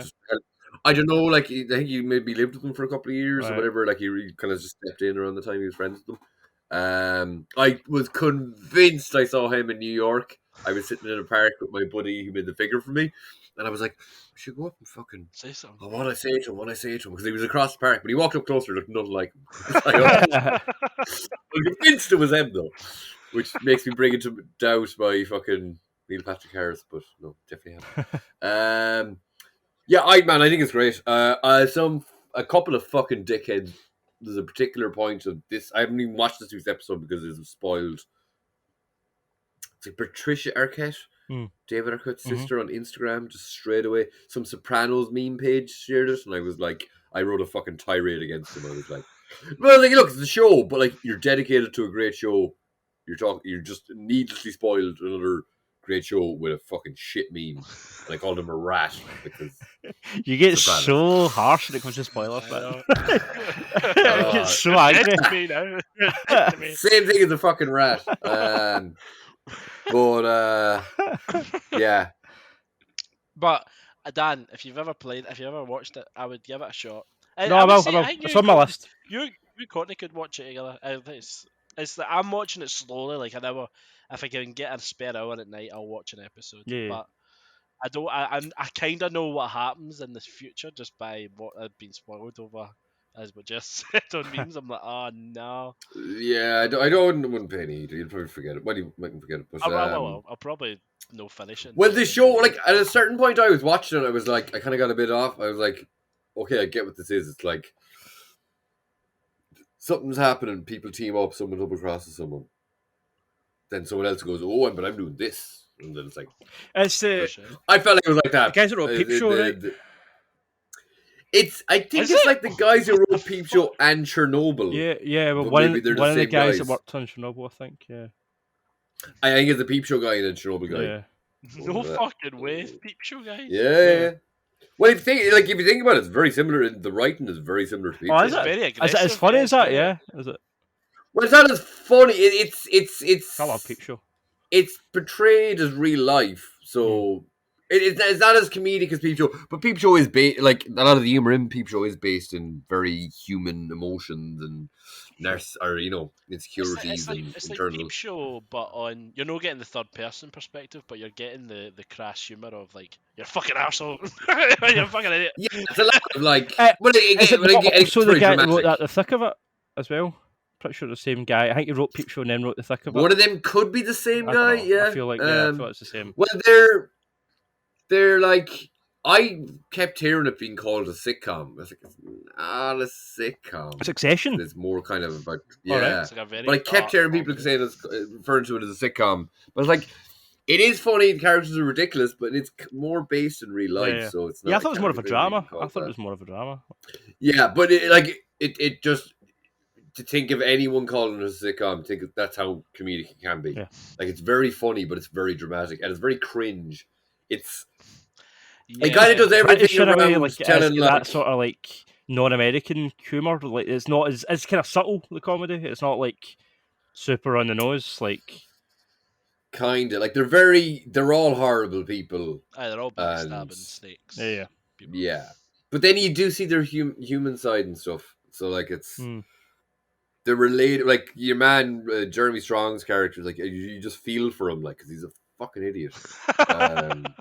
But he plays it in such a way that what doesn't matter. You know he's a fucking douchebag, but you get behind him, like. Yeah. And then there's got the guy who he was in one of the big romance films with Keira Knightley, like Gone with the Wind. I know what you mean. She was in one of them. I think it's like this. He's played like the same character who fucking Colin Firth played in one of those old fucking films, but he is hilarious in it, and he's such a strong English accent in real life. But then you actually see him in the show, he does it very well.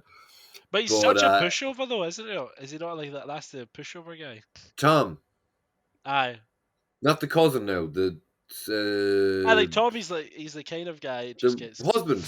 Aye, the husband. He's married into the family. Yeah, he always gets. Well, he kind of is, but he's horrible then to Greg, the young guy. Greg's a pure. I feel bad. But Greg's a fucking idiot. Greg is fucking hilarious, and like your man Tom is like. So Tom is the son-in-law, and he's kind of treated like shit by the family, but then he treats Greg, who's the cousin of the family, whose granddad is played by Jim Cromwell. That'll do, Pig. James Cromwell, yeah. Yeah, so he shows up in it a bit. He's like this fucking horrible.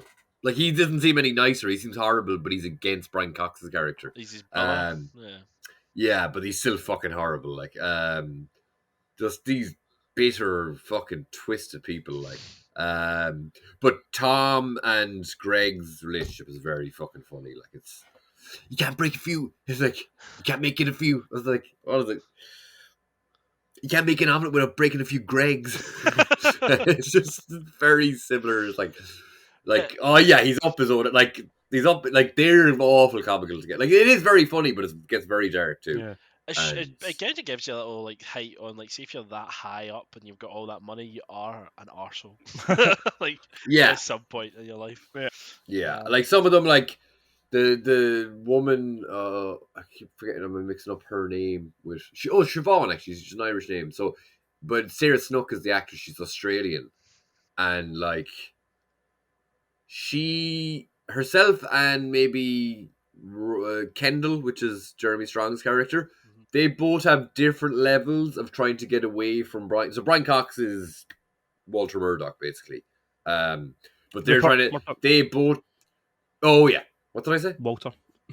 Fuck that is. He's his brother. Yeah.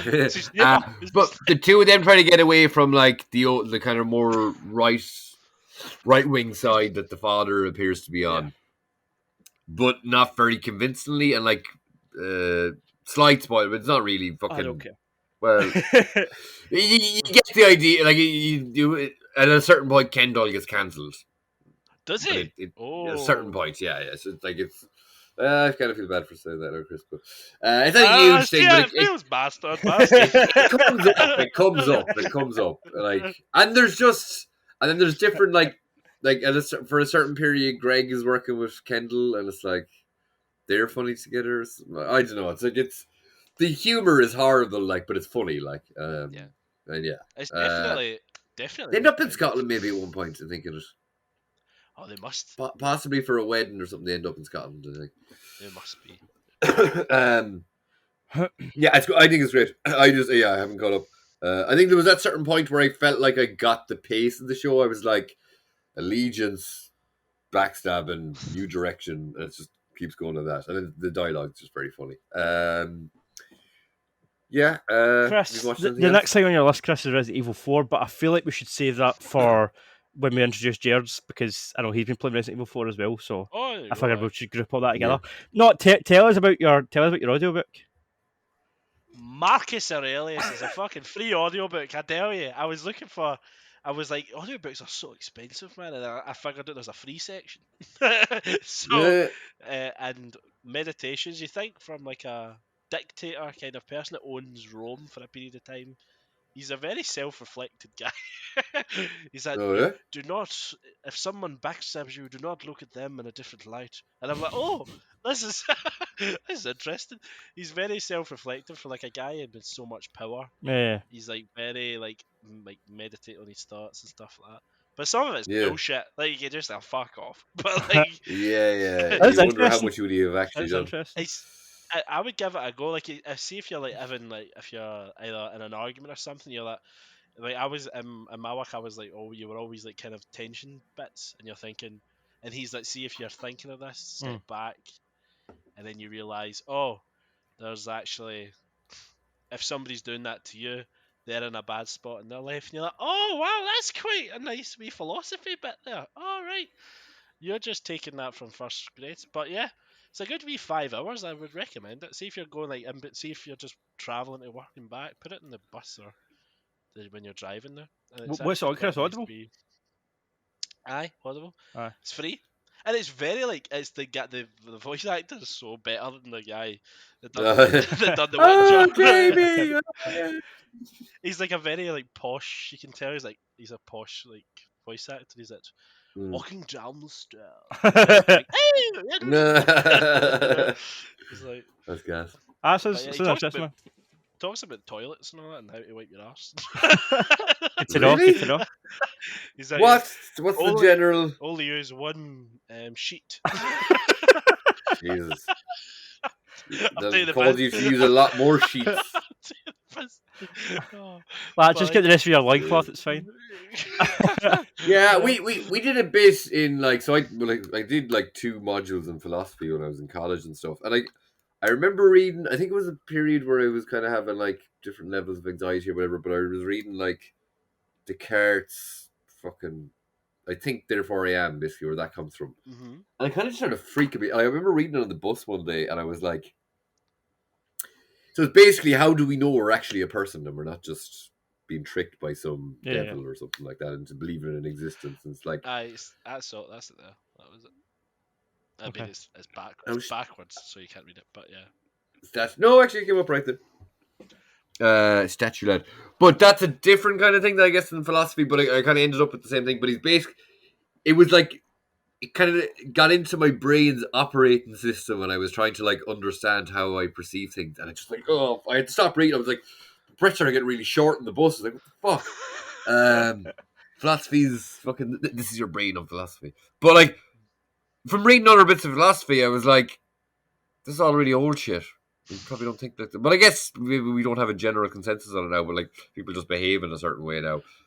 For me, I kind of thought philosophy of a certain age, and it's because it's not to say what philosophers would study now. But I also think it's fascinating when you listen to old Greek philosophers and stuff, and you hear some stuff that's clearly very of the time. They're talking about being at war and being at fighting with certain weapons that obviously we don't fight. Washing your sheep. Yeah. There's certain things that are obviously very time contextual, but there's also certain things that it sounds like it was written by somebody last week. That's what I find anyway. Yeah. There's a lot of things that still apply, and you're like, holy shit. It's almost like they're almost kind of predicting the future in a way, because they're like, oh, when the capitalism raises up and it has, society under the thumb and stuff, and you're like, wait a minute, this was written how long ago? How did they know that Google was going to come along or Disney was going to, it sounds like they're talking about these companies, and you're like, what the hell?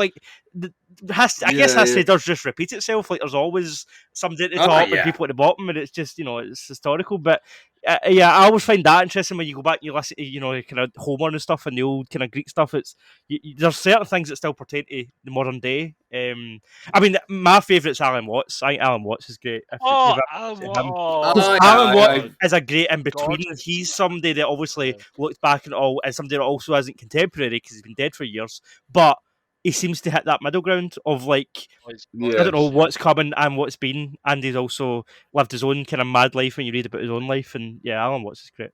Yeah, he's also moustache and hair is just phenomenal. Yeah, I think a lot of people there over the last couple of but generally any YouTube feed trend you're on, you will, if not people there'll be people of a certain level to you who'll be on the same trend, but.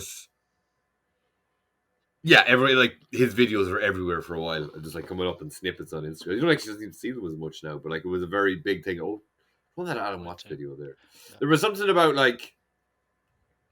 what to do for work, and it's kind of find something you like to do, and then you find someone to pay you for it, that kind of thing. It's yeah, I remember he used to put it on, it's so motivating. I was like, no. Chris, we covered some Star Wars stuff, but I see it's on your list.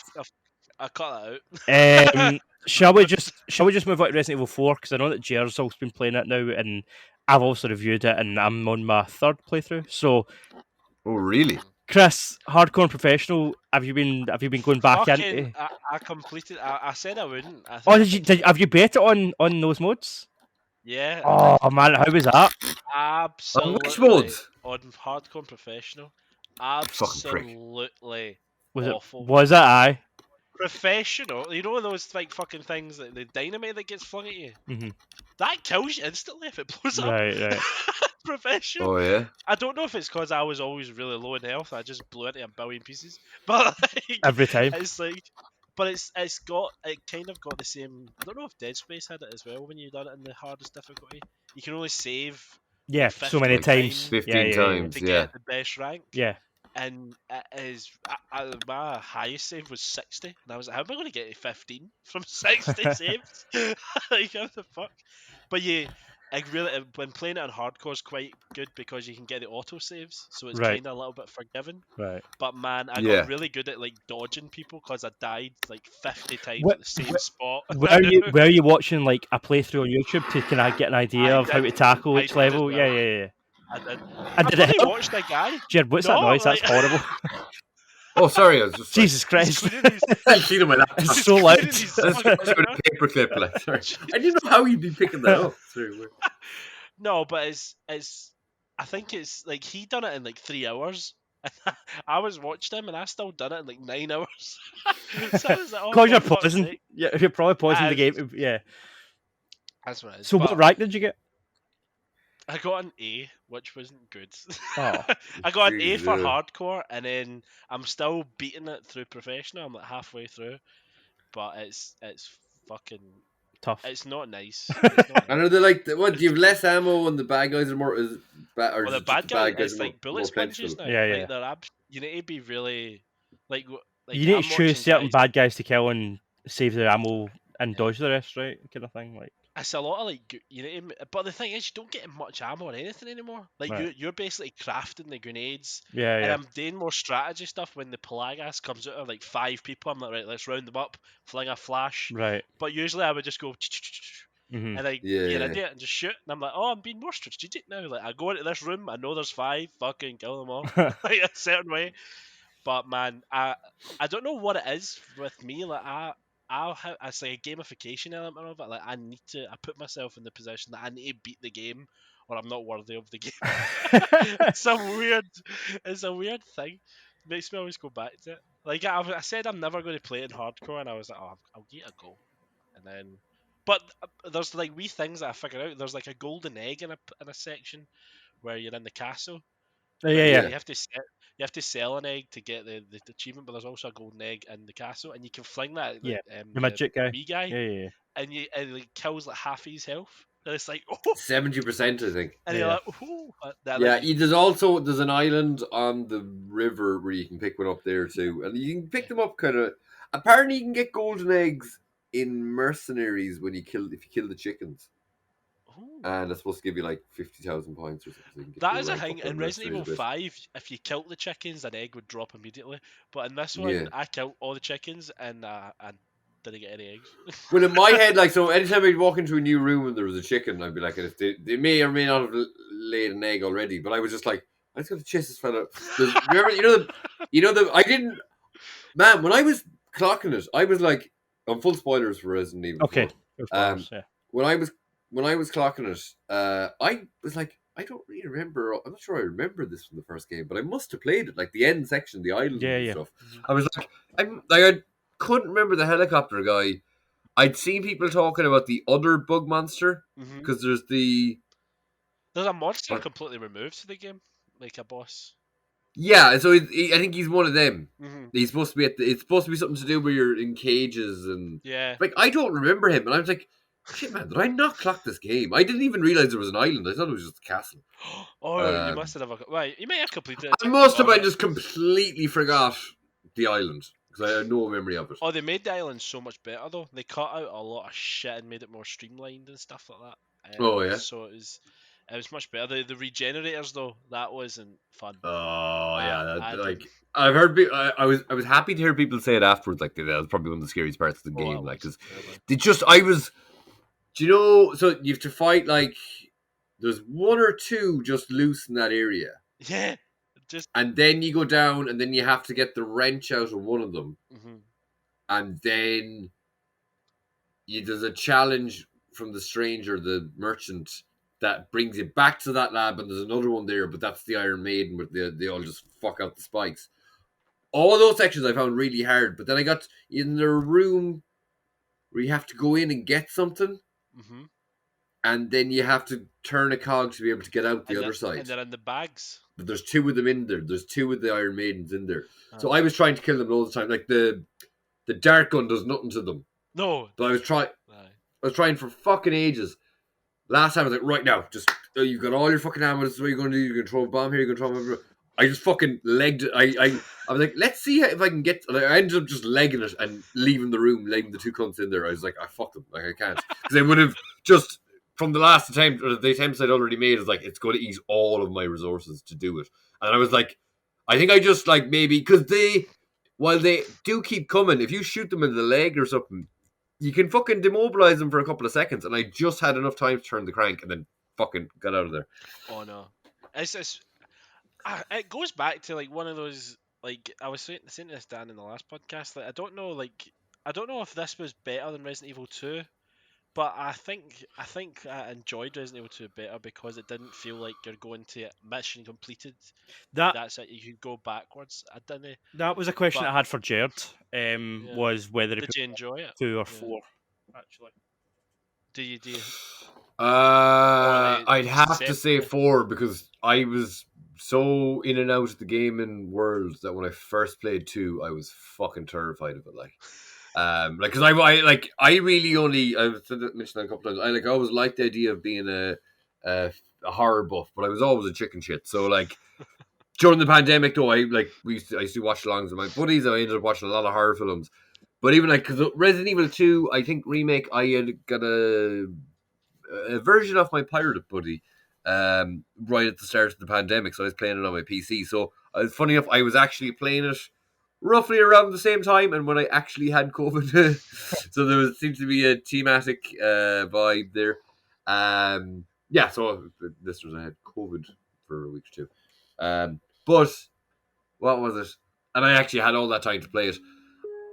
Resident Evil 2 was so scary that I think I was only kind of used to it by the end of it.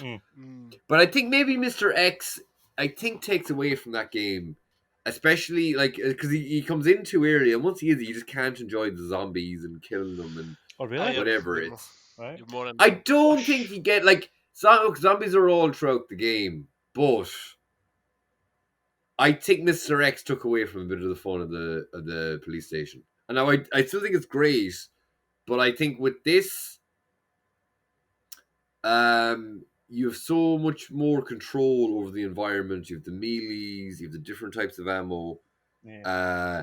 You're not as defenseless, and you've got melees and the different ammo and the types, the bad guys anyway. Like at the start of the game on standard mode, they just take like fucking 2 headshots and they're gone nearly. Or sometimes it's a headshot and a kick.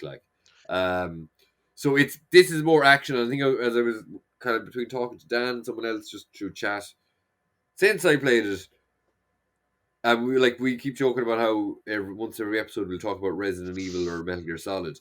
This, to me, especially from this experience, maybe more so because the melee's been improved a little bit and some of the weapons are improved a little bit. Now, the assault rifle, I guess fair enough you can get ammo for it. Dan was saying he used it. I never got to use it really because I never had enough ammo for it. I'm on my second playthrough now, and I try and my thing is handgun ammo. I think I have one of the perks to it's more likely to show up. Shotgun ammo, that's what I'll try and craft first. Then I'll try and craft SMG, and then I'll probably run out of shotguns, so I'll craft more shotgun. But I never really got around to crafting rifle ammo. But it goes so quickly, it's crazy. No, I know. It's a good. But point. Sorry, it's a good point you mentioned though. I think it's, even though I'm thinking it's nostalgia for me for Resident Evil 2, but I actually think the narrative in Resident Evil 4 is better because you've actually got a narrative of you need to save this person. Resident Evil 2, you're just saying, and you go figure out your story. Yeah, but yeah, I think kept going. Yeah, but sorry, when I said that with the ammo and the kind of improvements to melee, even more so than the original Resident Evil 4, this is Resident Evil 4 meets Metal Gear Solid. You're a special operative. You're going in one-man mission, save this. Well, it's not supposed to be one-man mission. Save this girl. The action, the different types of villains. So there's 5 villains. They all have distinct personalities as opposed to Resident Evil. It's 1 or 2 and maybe one of them just keeps mutating, that kind of thing, or just random monsters with no personality. Even more so than the first, I think this is like a perfect blend of Resident Evil. It's like Metal Gear Solid horror version. I guess the biggest difference between this and 2 is, for me, it's a negative because I love Mr. X, and even the best part of 3 was Nemesis chasing you around, whereas Resident Evil 4 doesn't really have a character like that chases you through the whole game.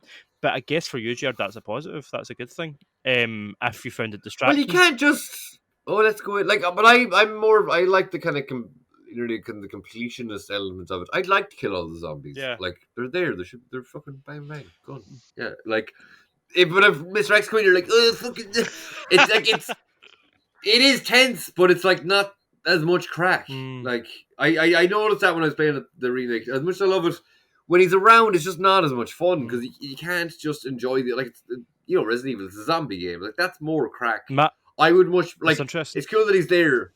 It's cool that he's there, but like I'm much rather take on 20 zombies than like even in say Resident Evil 3 remake, even though it was a bit weird. Well, I guess the bodies disappear after they die here, but it didn't used to really happen in Resident Evil. Or in 2, the bodies would be there the whole way throughout the game, I think. Yeah, or more or less. Yeah. But the kind of the swarm scenes when they're coming into the hospital in 3, you do get to kill a load of zombies. That's good crack.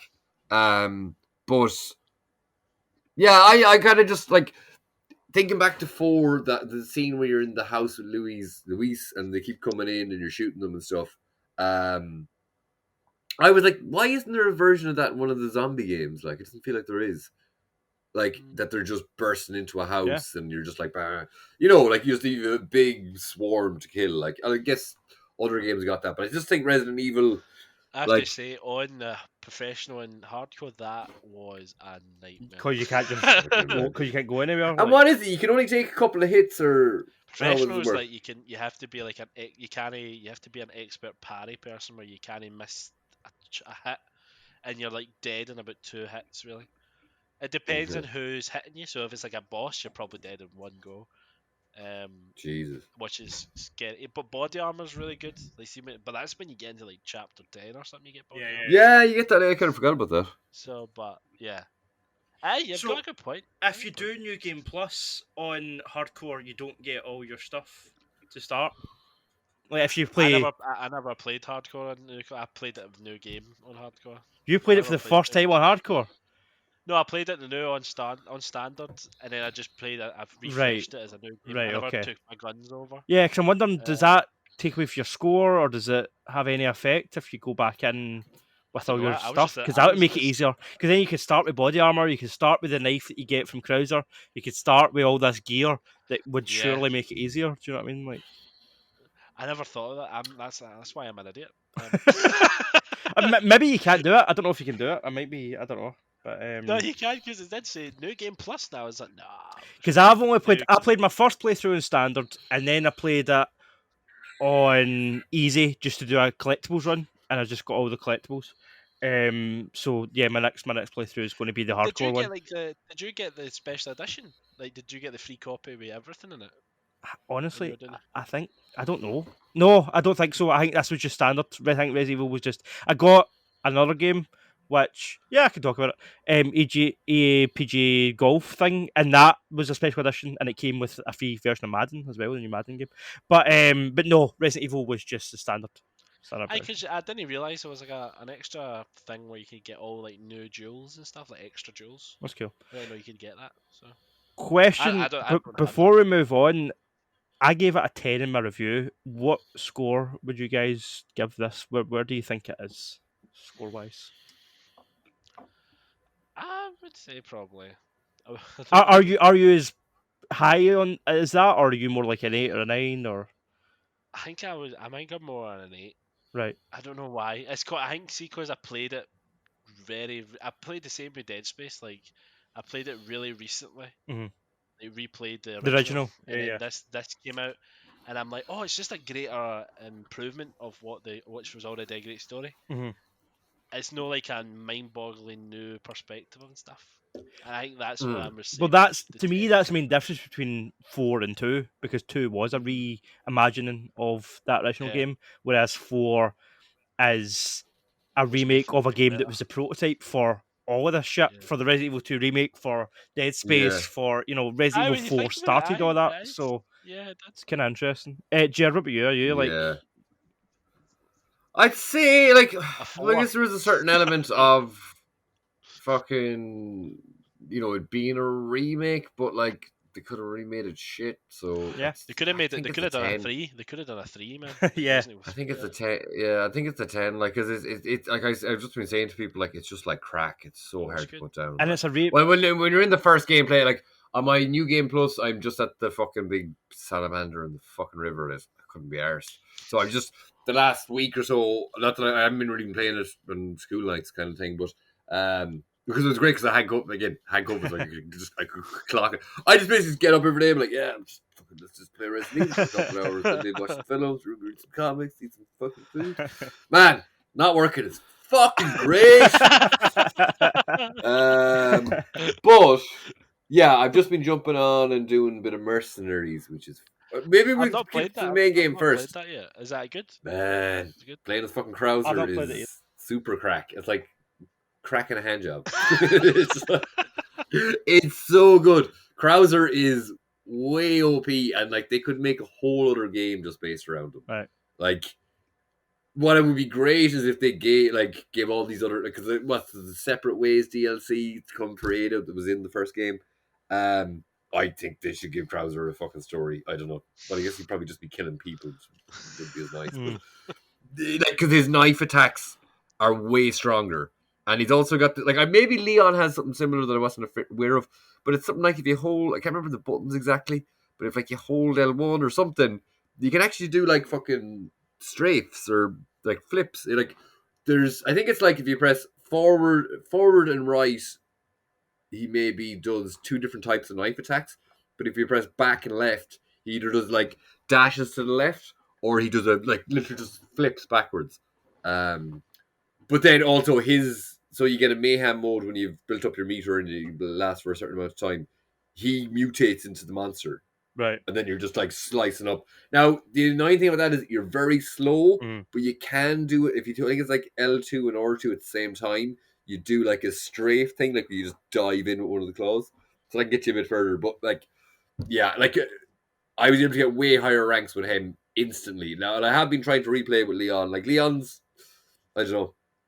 And like his mayhem thing is shite. It's like you're faster and you're stronger, but you can't really see that. Like you don't notice it. You might get 1-shot kills with the gun or something. I'm not sure. But let me see. Have you played as Hunk? I've heard that Hunk is OP. Like you just like break neck. No, I don't think anyone really uses. Lewis has a thing where his special is a bomb, or is dynamite, or TNT, same thing. He isn't affected by the explosion of it. So if you shoot it, like if you basically drop it and they're saying like just pull back and aim down and just shoot it straight away, you'll kill everyone around you, and then you can get more grenades out or more TNT out because you can only. I think when it's normal and you don't shoot it yourself, you can only get about maybe 3 out before the special runs up. Hunk, his special is unlimited machine gun, and his melee is, so if you get any melee in at all, anyone, he just goes behind them and snaps their neck, which is from one of the old games, I think. But it's cool to get like an unlimited, like just to be able to plow away at them with the machine gun. Like, let me see. Yeah, well, just talking about the main game, I think I was saying till then I spent about 33 hours on it, but I was like checking everything. Like I would just literally walk around every room I was in, and there's probably periods too of me just pressing pause and going out for a smoke or whatever, and maybe that adds to the time. I don't know, because I know a lot of people were saying it's roughly about 20 hours. Do you know how long did it take you? I can't remember. 17, 16, 17. First one, it was my first playthrough. Yeah, 12. Yeah. Fuck's sake. Are you like bet into fucking Resident Evil games the whole time that you're... No. Fair enough. I think I'm just a slow player. Like I never... Like I always have like I was thinking Dan was saying I had like 120 saves. Yeah, there's a lot. You had Which I think 120? Yeah. Fuck. yeah. But I think I had more. So like so I was replaying Resident Evil 2 remake not awfully long ago, and I just finished the Leon story. But what I was doing was like, say you're in the nest and you're going in, you go to the cafeteria in the nest, and there's like 3 zombies in there, but they don't all come up at once. So I'd be going in, kind of see one, get one headshot in, I draw them out into the hallway, I might miss 2 shots. I'm like, nah, fuck it, load. Go back to fucking, what's it called? Groundhog Day. Like, so I was going, so like, if you can actually see the way it looks by the saves, I'm just going in, like, fucking perfectly taking out everybody all the time. Like, but even if I got a bite, I'm like, nope, I'm gonna go and fucking save, or I'm gonna load and come back. I don't have the patience. I don't want to be fucking this up. Yeah. Well, in this now, I wasn't maybe as bothered, but I did do it a little bit. And I just, as anytime I done anything, even though you get the auto saves, did the auto saves not count, I assume, towards your overall save? No, I think it is individual saves. I think it is typewriter saves. Yeah. So I guess it's basically, you could just keep, because I guess I'd be like, oh, well, I'm going to take a break for a while now, so I want to save it. But like, I probably could have just let it go to the auto saves and not be too pushed about it. But yeah, the gameplay was just so fucking enjoyable. You're going into a new place. What did it remind me of? Something else I was playing recently that reminded me of. Last of Us, actually, yeah. So you go in, there's loads of fuckers to kill, you kill them, and then it chills out for about 5 minutes, and then you go and you find a new place and that kind of stuff. Yeah. So, but it wasn't maybe, even say to Last of Us, it's not as scary to me. Like, it obviously was dark and stuff, but it was a little bit spooky at times. But yeah. So I guess the main thing I was kind of thinking of before it came out was like, what was the cheesiness going to be like? The dialogue is fairly straightforward, like played fairly cinematically and stuff. The car chase and stuff is a little bit ridiculous, and some of the action stuff is a little bit ridiculous, but that's only in gameplay. And like, these are games where you're going to be bit by 5 zombies a fucking hour. Oh, Chris got. Oh. But you never get infected, kind of thing. So like, yeah, like the fact that Leon knew a little bit of Spanish at the start, but you think like he'd be funny, but like, was that just keep trying to talk? Like, but they're apparently they still don't call it Spain, but they've even narrowed in on what type of Spanish they speak. Right. So they've really placed it in a certain region by the dialect, but they still don't reference it as Spain anywhere. Yeah, it's fun to see the evolution from 2 and 3, where 3 had other action elements, but 2, like, what could you do in 2? It was just the knife. If you had a knife, you'd throw it in the zombie if they were going to bite you. That was it. Pretty much. And there's the thing I never got used to, where you can kind of trigger their stumble for you. Like, if you go a little bit forward and pull back at the right time, or change direction at the right time, you'll just be able to pass them all out. You've so much more control in this that it's not as scary, and it's just fuck yeah, bang bang. Yeah, that seemed like a good place to cut it there. But just wanted to jump back in before I let you go and say thanks for watching. Leave us a like, follow us on Facebook, on Twitter, on Instagram. Jerd's updating all that stuff and he's doing a good job. The link tree's in the description. You can go down there and you can find everywhere you can follow us on the internet, Spotify and all that good stuff.